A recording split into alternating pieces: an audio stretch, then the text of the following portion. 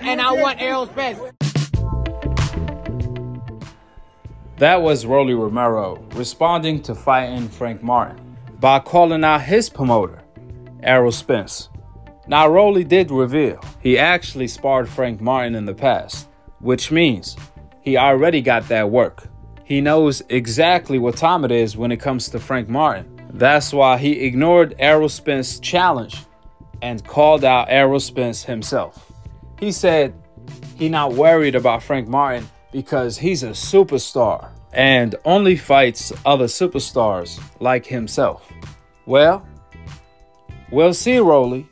We shall see if Rolly Romero's next opponent is a bigger name than Frank Martin. One thing for sure and two things for certain. Errol Spence is doing a hell of a job putting Frank Martin's name on the map. He's doing a great job as a promoter. He understands the business aspect and he's doing a great job applying pressure. More importantly, Errol Spence responded to Rolly Romero calling him out by stating, quote, "Some stuff don't need a response. Something wrong with Buddy." Dead emoji and laughing emoji. End of the quote. And that's exactly what I said. I mean, calling out Errol Spence definitely don't need a response. However, we could end it on a note to why Rolly would say such a thing. It's worse than that.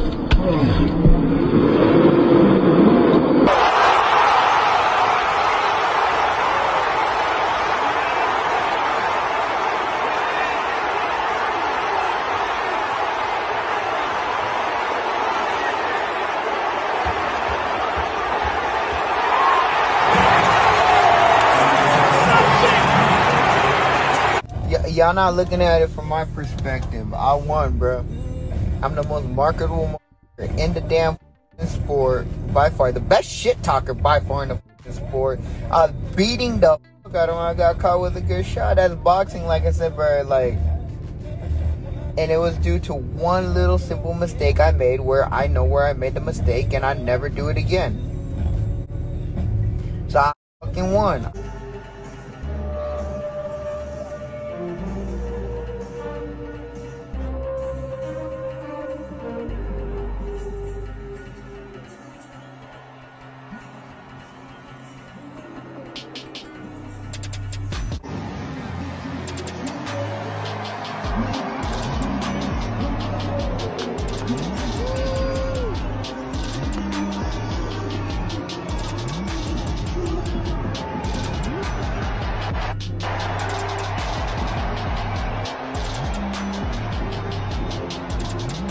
It's worse than that.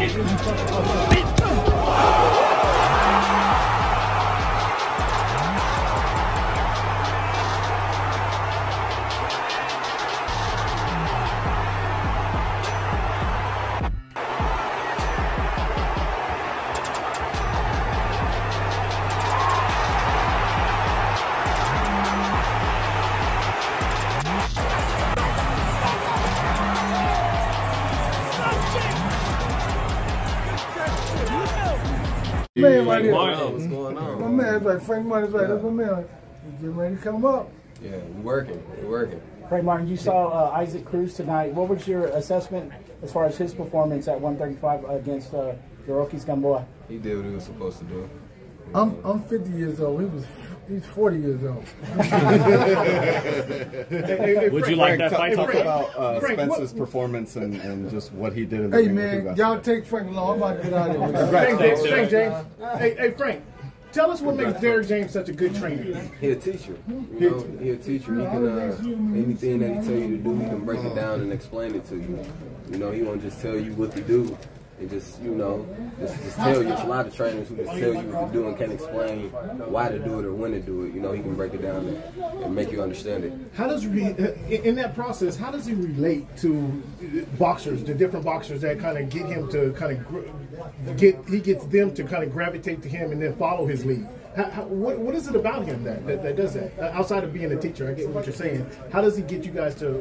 How does he stay relatable for you guys to follow him and understand what he's talking about? Because what he tells us work. You know. Frank, looking at today and the the crowd, the energy, all that. Do you see that as motivation to where you eventually want to get? Yeah, just keep working, you know, stay down, and that could be you. Stay down. Yeah, obviously a real great fighter, young fighter also. But you know, Derek he has Romero Charlo, he has Errol Spence, guys that are on the verge of being undisputed. There's got to be at least a little bit of pressure on you, like, damn, I got to live up to that height. No. I just gotta do me. I just gotta work hard, you know, stay in the gym, stay active. That's it. You know what I mean? Everything else will speak for itself. No pressure. What do you think of them around me, you know, keep me motivated, so it ain't really no pressure. What do you think of a fight with Cruz? Obviously we saw you. What do you think of a fight with Cruz? I think that'd be a good fight. How would it go? How all my fights go, majority of them. Tear him up? Yeah. It'll be a mix. It'll be a mix-up. You know, he is tough. You know, he a tough fighter. He come forward. He throw a lot of hooks. You know, he a dangerous fighter. So, you know, it'll be a smart fight. I had to fight a smart fight. You like fighters that come straight forward at you? I feel like I fight better. When I'm pressed, I get hit. I feel like I fight better. We've seen that against Duno. You know, obviously you got him out in 4 rounds. You think it will be the similar outcome if you were to fight beside Cruz? Yeah, 9 times out of 10. You know, if I'm pressed, you know, I feel like I said, I feel like I fight better when I'm pressed. What do you make of one of your former opponents, man, Jerry Perez? You know, every time he gets a chance, he's like, man, I was robbed, even though you stopped him. What do you do to fighters like that? Man, just you put him like in a. He got something going on with himself, you know. So I just let him. I don't even pay attention to it. When do you think we'll see you in with top 10 guys? Then you can start pressing for the champions of the division. I may actually get something by the end of the year. You know, I might have me a title by the end of the year. And y'all know, you know, I know you sparred with Tank. Is that a fight you want? You know? Yeah, we can make that happen. That'll be a fight that I would want. You know, if the opportunity presents itself. Champ, what do you make of the undisputed fight coming out between them? How do you see that fight playing out between you and Tank? It'll be a good fight. You know, style-wise, you know, we both got good styles. You know, he got speed, he got power, athletic, and you know, I got the same thing. So. Yeah, but to be fair, when he just asked you about the Cruz fight, you said, "Hey, you're pretty much gonna tear him up." You think you'll be able to tear up Tank as well? I feel like they got different styles. You know, I feel like I'm gonna tear anybody up I get in there with. You know, I like E. You know, how he did Ugas. He's a dog. You know, I feel like I'm a dog. So whoever it is, I feel like I tear him up. How do you think Rolly's gonna do with Tank? Man, see, look, it's like this.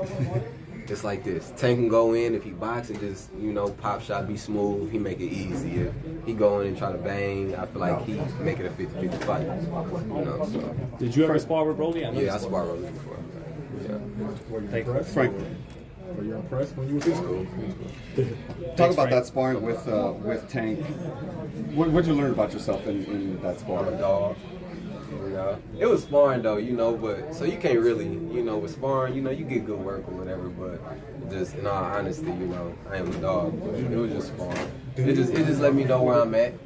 I'm where I'm supposed to be. You know, I'm on the same level as those guys. Do you, outside of yourself, obviously, who do you view the top guys in your division right now? At my division, I guess all the ones they got at the top.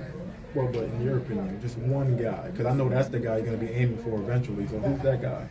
In my division right now, the top guy, Kambosos. Does he beat Haney? He don't got the belts. Kambosos. Do you think he beats Haney? I feel like it's gonna be a good fight. You know, I feel like it's, you know, Haney going out and he doing something major, going out to his, you know, his country or whatever, and taking that fight. He gotta. Style. It looks like Kambosos a little faster than we thought, but Devin's long and, you know, like X's and O's. Any preview that you think of? I don't know. Dev just go out and just box. You know, just box. I mean, but can he do that in Australia? Like, gotta be a little more aggressive. That's the thing. You know, it's like he going over there. It's kind of like 9 times out of 10, you want to get stoppage. You know, you go to another country, you want to get stoppage. Thanks. Appreciate it. No problem.